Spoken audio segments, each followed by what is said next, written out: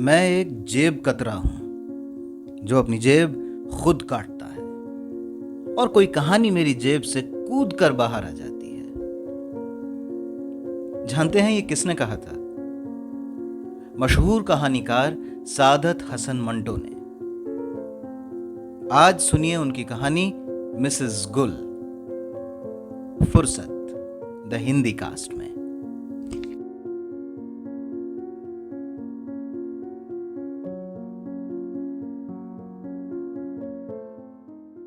मैंने जब उस औरत को पहली मर्तबा देखा तो मुझे ऐसा महसूस हुआ कि मैंने कोई नींबू निचोड़ने की मशीन देखी हो। वो बहुत दुबली पतली थी, लेकिन बला की तेज। उसके पूरे जिस्म में सिवाय आंखों के कुछ भी जनाना नहीं था। ये आंखें बड़ी बड़ी और सुरमई थीं, जिनमें शरारत, दगाबाजी और फरेबकारी कूट कूट कर भरी हुई थी। मेरी उसकी मुलाकात ऊंची सोसाइटी की एक औरत के घर में हुई, जो 55 बरस की उम्र में एक जवां मर्द से शादी का मंसूबा बांध रही थी। इस औरत से, जिसको मैं अपनी और आपकी सहूलियत की खातिर मिसेस गुल कहूंगा, मेरा बड़ा बेतकल्लुफी का रिश्ता था। मुझे उनकी सारी खामियों का इल्म था और उन्हें मेरी थोड़ी सी खामियों का। बहरहाल, हम दोनों एक दूसरे से मिलते और घंटों बातें करते। मुझसे उन्हें सिर्फ इतनी दिलचस्पी थी कि उन्हें अफसाने पढ़ने का शौक था और मेरे लिखे हुए अफसाने उनको खास तौर पर पसंद आते थे।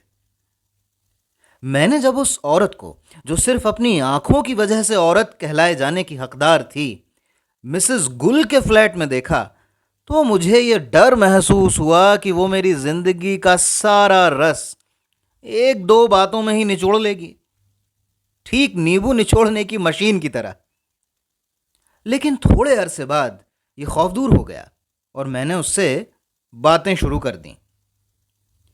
मिसेस गुल के बारे में जो मेरे ख्यालात पहले से थे, सो अब भी हैं। मुझे मालूम था कि वो 3 शादियां करने के बाद चौथी शादी जरूर करेंगी। इसके बाद शायद 5वीं भी करें, अगर उम्र ने उनसे वफा की तो। मगर मुझे उस अजीब औरत और मिसेस गुल का रिश्ता समझ में नहीं आ रहा था। चलिए, मैं अब उस औरत का नाम भी आपको बता दूं। मिसेस गुल ने उसे रजिया कहकर पुकारा था।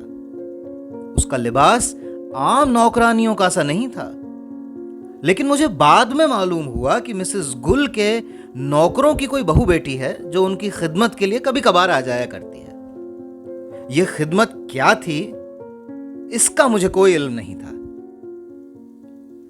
रजिया के आने से पहले मिसेस गुल के यहां 12-13 बरस की एक लड़की जमीला रहती थी। उन दिनों मिसेस गुल ने एक प्रोफेसर से शादी कर रखी थी। यह प्रोफेसर भी जवान था, कम से कम मिसेस गुल से उम्र में 25 बरस छोटा।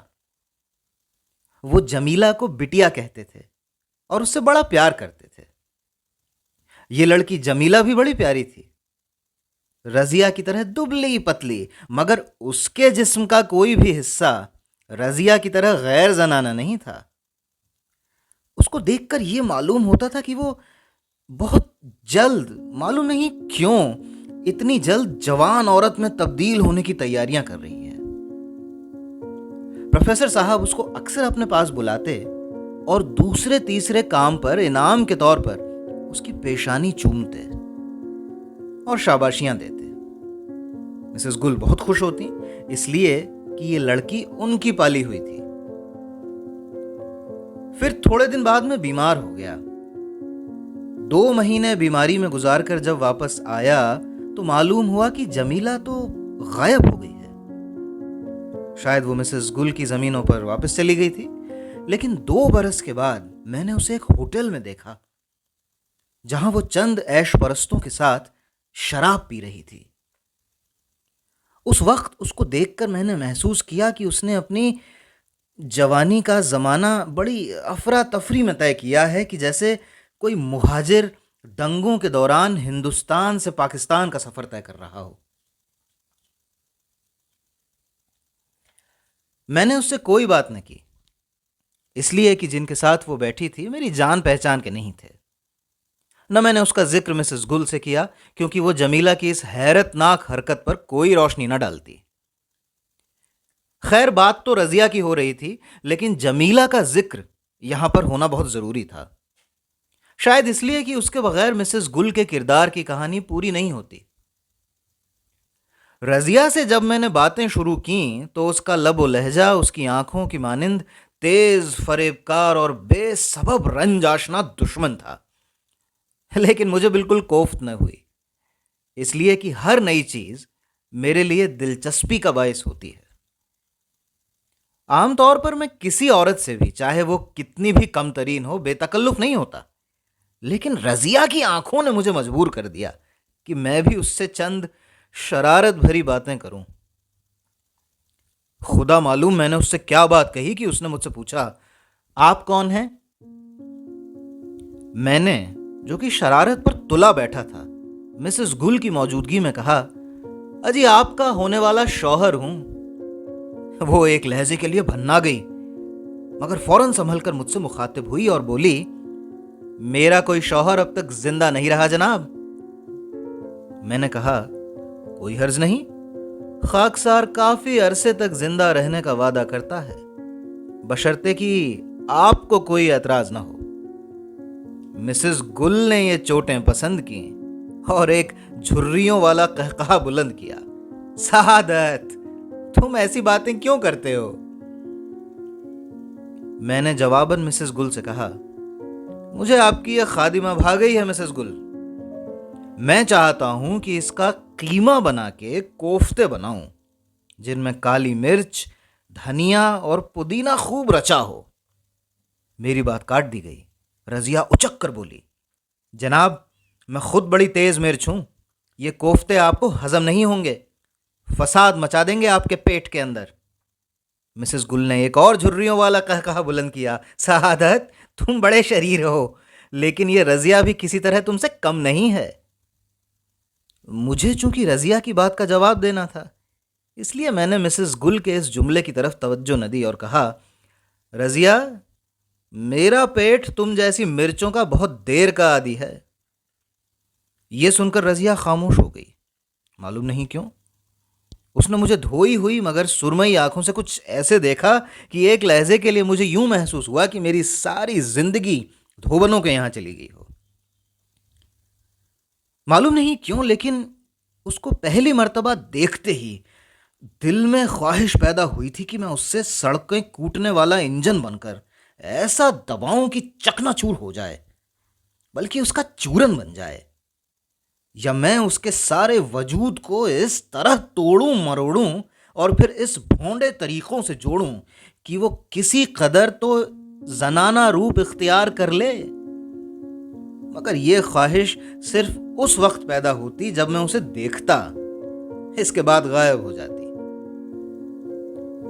इंसान की ख्वाहिशात बिल्कुल बुलबुलों की तरह होती हैं, जो मालूम नहीं क्यों पैदा होती हैं और फटकर हवा में गायब हो जाती हैं। मुझे रजिया पर तरस भी आता था, इसलिए कि उसकी आंखें ज्वाला दहकती रहती थी और उसके मुकाबले में उसका जिस्म आतिशफिशा पहाड़ नहीं था, हड्डियों का ढांचा था। मगर इन हड्डियों को चबाने के लिए कुत्तों के दांतों की जरूरत थी। खैर, एक दिन उससे मेरी मुलाकात मिसेस गुल के फ्लैट के बाहर हुई, जब मैं अंदर जा रहा था।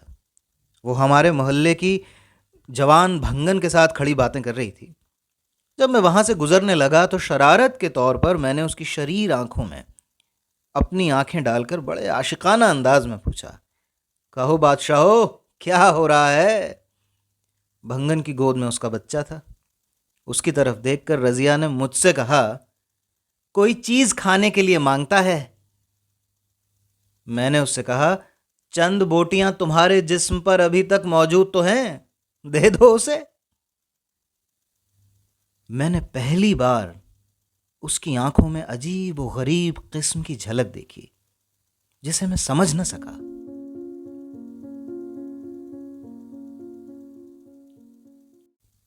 मिसेस गुल के यहां उन दिनों, जैसा कि मैं बयान कर चुका हूं, एक नए नौजवान का आना जाना था, इसलिए कि वो प्रोफेसर से तलाक ले चुकी थी। ये साहब रेलवे में मुलाजिम थे और उनका नाम शफीकुल्ला था। आपको दमे की शिकायत थी और मिसेस गुल हर वक्त उनके लिए इलाज में मसरूफ़ रहती। कभी उनको गोलियां देती, कभी इंजेक्शन लगवाने के लिए डॉक्टर के पास ले जाती, कभी उनके गले में दवाई लगाई जाती। जहां तक मैं समझता हूं, वो शख्स दमे के जाल में नहीं था। हो सकता है कि उसको कभी नज़ला जुकाम हुआ हो, शायद खांसी भी आई हो, लेकिन मिसेस गुल का कमाल था कि उस गरीब को यकीन हो गया था कि उसको दमे का रोग है।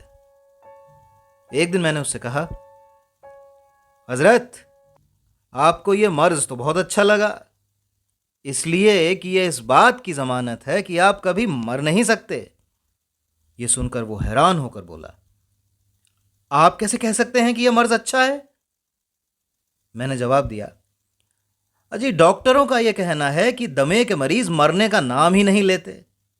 मैं नहीं बता सकता क्यों, आप डॉक्टरों से मशवरा कर सकते हैं। रजिया मौजूद थी। उसने शरीर कनखियों से मुझे बहुत घूर के देखा। उसकी निगाहें अपनी मालिका मिसेस गुल की तरफ मुड़ी और इससे कुछ भी न कह सकीं। शफीकुल्ला निरा चुगत बना बैठा था। उसने एक मर्तबा जख्मी आंखों से रजिया की तरफ देखा और वो कुड़क मुर्गी की तरह एक तरफ दुबक के बैठ गई। मैंने महसूस किया कि वो पहले से कहीं ज्यादा दुबली हो गई है, लेकिन उसकी आंखें बड़ी हरकत पैदा कर रही थीं। उनमें सुरमे की कुदरती तहरीर ज्यादा गहरी हो गई थी। शफीकुल्ला दिन ब दिन जर्द होता गया। उसको दमे के इलाज के लिए दवाएं बराबर मिल रही थीं। एक दिन मैंने मिसेस गुल के हाथ से गोलियों की बोतल ली और एक कैप्सूल निकालकर अपने पास रख ली। शाम को अपने जानने वाले एक डॉक्टर को दिखाया तो उसने 1 घंटे के मेडिकल इन्वेस्टिगेशन के बाद बताया कि यह दवा दमे वमे की नहीं है, बल्कि नशे की दवाई है, यानी मॉर्फीन। मैंने दूसरे रोज शफीकुल्ला से, उस वक्त जबकि वो मिसेस गुल से यही कैप्सूल लेकर पानी के साथ निकल रहा था, मैंने उससे कहा, जनाब ये आप क्या खा रहे हैं? उसने जवाब दिया, दमे की दवा है। मैंने कहा, यह मॉर्फीन है। मिसेस गुल के हाथ से पानी का गिलास जो उसने शफीकुल्ला के हाथ से वापस लिया था, गिरते गिरते बच गया। बड़े झुर्रियों वाले गुस्से से उन्होंने मेरी तरफ देखकर कहा, क्या कह रहे हो सादत? मैं उनसे मुखातिब न हुआ और शफीकुल्ला से अपनी कहानी जारी रखते हुए कहा, जनाब यह मॉर्फीन है, आपको अगर इसकी आदत हो गई तो मुसीबत पड़ जाएगी। शफीकुल्ला ने बड़ी हैरत से पूछा, मैं आपका मतलब नहीं समझा। मिसेस गुल के तेवरों से मुझे मालूम हुआ कि वो नाराज हो गई हैं और मेरी ये गुफ्तगू पसंद नहीं करती। रजिया खामोश एक कोने में मिसेस गुल के लिए हुक्का तैयार कर रही थी, लेकिन उसके कान हमारी गुफ्तगू के साथ चिपके हुए थे। ऐसे कान जो बड़ी नाखुशगवार मौसीकी सुनने के लिए मजबूर हों। मिसेस गुल ने इस दौरान बड़ी तेजी से 4 इलायचियां दांतों के नीचे एक के बाद एक दबाईं और उन्हें बड़ी बेरहमी से चबाते हुए मुझसे कहा, सादत, तुम कभी कभी बड़ी बेहुदा बातें करते हो। ये कैप्सूल मॉर्फीन कैसे हो सकते हैं? मैं खामोश रहा। बाद में मुझे मालूम हुआ कि मॉर्फीन का तो इंजेक्शन दिया जाता है। मेरे डॉक्टर दोस्त का इन्वेस्टिगेशन गलत था, वो कोई और दवा थी, लेकिन वो थी नशे की दवा। इसके बाद मैं फिर बीमार हुआ और रावलपिंडी के अस्पताल में दाखिल हो गया। जब जरा सुधार हुआ तो मैंने इधर उधर घूमना शुरू किया। एक दिन मुझे मालूम हुआ कि एक आदमी शफीकुल्लाह की हालत बहुत नाजुक है। मैं उसके वार्ड में पहुंचा। मगर यह वो शफीकुल्ला नहीं था जिसे मैं जानता था। यह तो कोई धतूरा खाया हुआ शफीकुल्ला था। चंद रोज के बाद इत्तेफाकन मुझे एक और वार्ड में जाना पड़ा जहां एक इंसान पीलिया से जूझ रहा था। मैं जब उस वार्ड में दाखिल हुआ तो मैंने देखा कि एक बिस्तर के इर्द गिर्द कई डॉक्टर जमा हैं। करीब गया तो मुझे मालूम हुआ कि मौत के करीब पहुंचा हुआ यह मरीज और कोई नहीं बल्कि शफीकुल्ला है। जी हां, मिसेस गुल वाला शफीकुल्ला।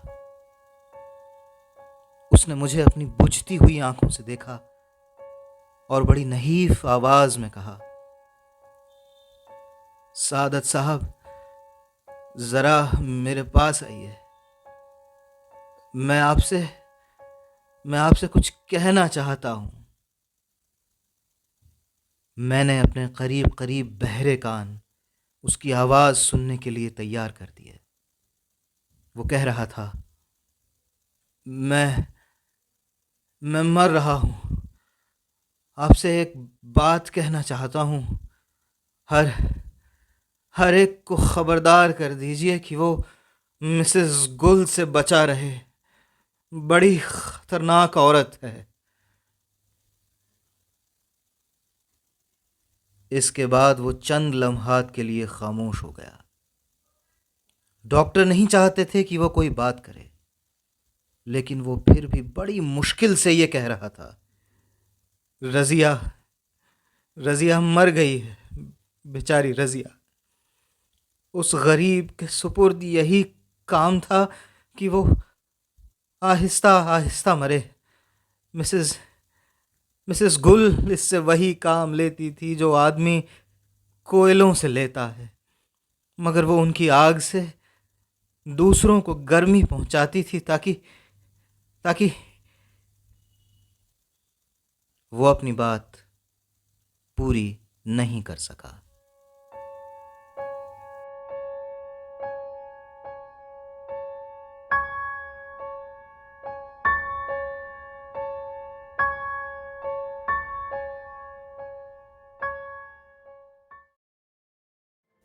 आपकी और मेरी सहूलियत के लिए मैंने इस कहानी के अल्फाज में थोड़ा सा बदलाव किया है। सुनते रहिए मेरे यानी हर्ष पांडे के साथ फुर्सत, द हिंदी कास्ट।